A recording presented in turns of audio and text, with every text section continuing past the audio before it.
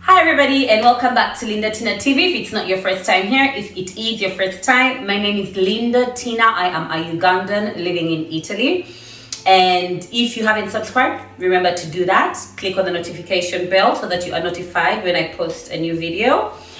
But I'm very excited to post this video. I can't wait to get started because it's about one of my favorite things in the world, and that is love. I am a lover for love. I am a sucker for love. I love giving love. I love receiving love. I love seeing people in love. I just love love. But in this particular video, we're going to be talking about love languages. Now, I'm sure many of you have read the book. I'm sure many of you have heard about it. But how many of you know your love languages? How many of you talk about your love languages in your relationships? And I don't mean only romantic relationships, even if we will focus on romantic relationships in this video. But I mean with your friends, with your children, with your parents.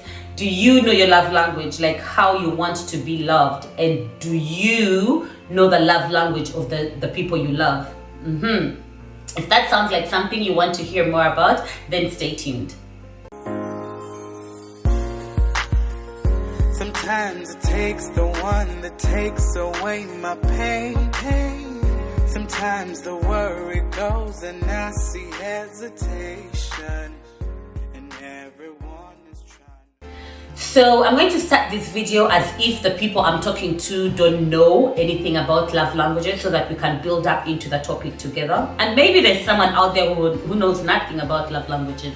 So there's love languages, to start with, is the way a person wants to be loved and the way they receive love, the way they give love and the way they receive love. Okay, to keep it short and precise. There are 5 types of love languages. The first one is words of affirmation. There are people who feel loved the most by verbal acknowledgement. Someone who tells you they love you all the time. Someone who gives you compliments. Someone who really puts verbally how they feel about you. That is words of affirmation. There are people who feel loved the most by physical touch. That's the other love language, physical touch. Physical touch sounds obvious. I know the first thing most people think about is actually sex, but physical touch goes beyond sex. Holding hands, holding you, hugging you, kissing you from behind, just anything that that contains you being body to body with the other person. Some people are very feel loved by that kind of affection. Then there is acts of service. Acts of service is, like it sounds, doing acts of service for your significant other. Do they need to buy stuff from the supermarket but they don't feel like going? Oh, I'll go get that. Do they need a cup of tea and they don't feel like making it? Oh, I'll make you a cup of tea. Do you come back home and tell them, listen, you know what? I got your laundry from the laundromat. You don't have to go get it. Just doing things for them. Some people feel loved the most when their significant other does that. Then we have quality time. Quality time is spending time doing things with your significant other.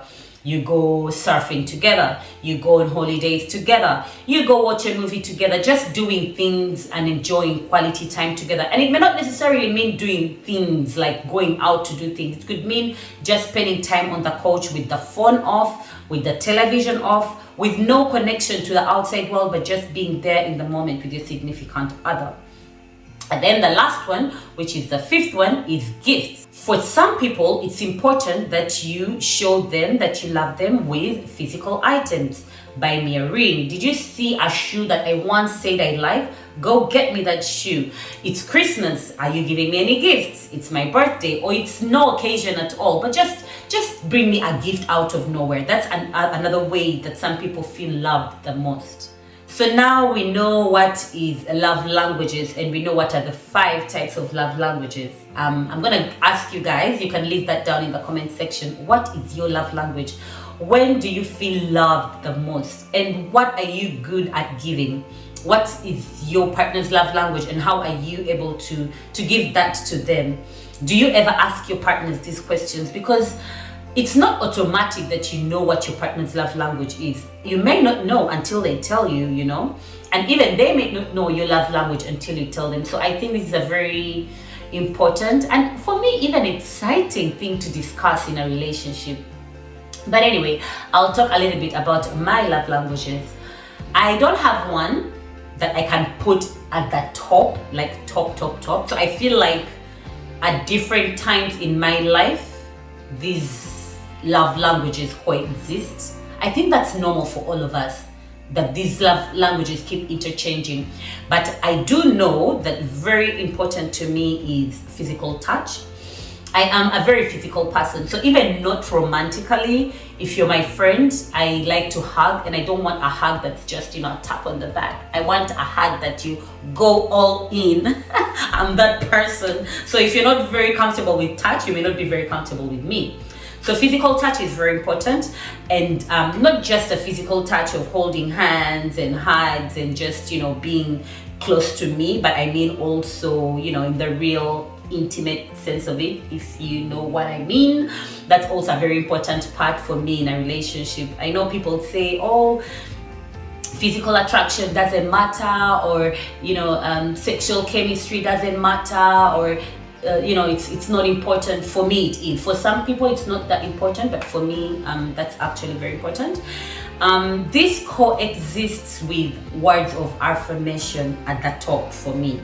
Affirmation for me, I feel like maybe it's a sense of security. Like when a person assures me verbally, I feel more secure with them. I feel secure in the relationship than when I don't know how you feel or what you think, And for me, it's more in what you say. If you say something, no, it's in what you say and what you do. But if you say something verbally, it's already a step to securing me in the relationship.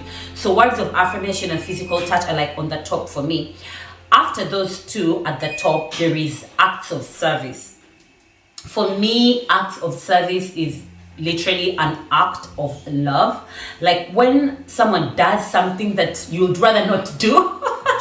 I know that sounds like using the other person, but hey, yes, if someone does things for me, acts of service, it actually makes me feel really cared for. Like if I don't like doing something, but you like doing it, or you have no problem doing it, just do it for me. I'll feel really like, oh, I'll feel really nice. So yeah, acts of service comes second to the other two, and then everything else is just a plus for me. But those are my top. And what I wanted to add to this topic is that it's very important that you don't imagine that your significant other knows how you want to be loved. Do you know that someone can actually love you and care about you but still not know how to do it? Or you could be the same, even from like mother to child or friend, platonic friendships. You need to understand that maybe you over texting someone doesn't actually make them feel comfortable, but you feel like this is my way of showing love. So it's very important that you ask people, you have these conversations and ask them how they want to be loved, how they, or you keep trying, you try this one. If it doesn't really work, you try another one.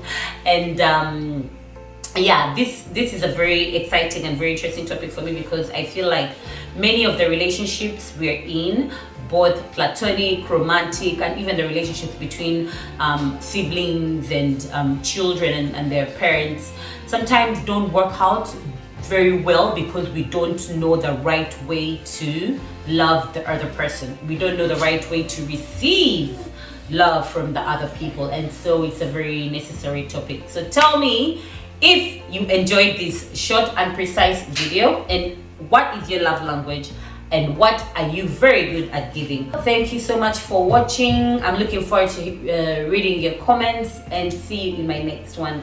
Bye bye.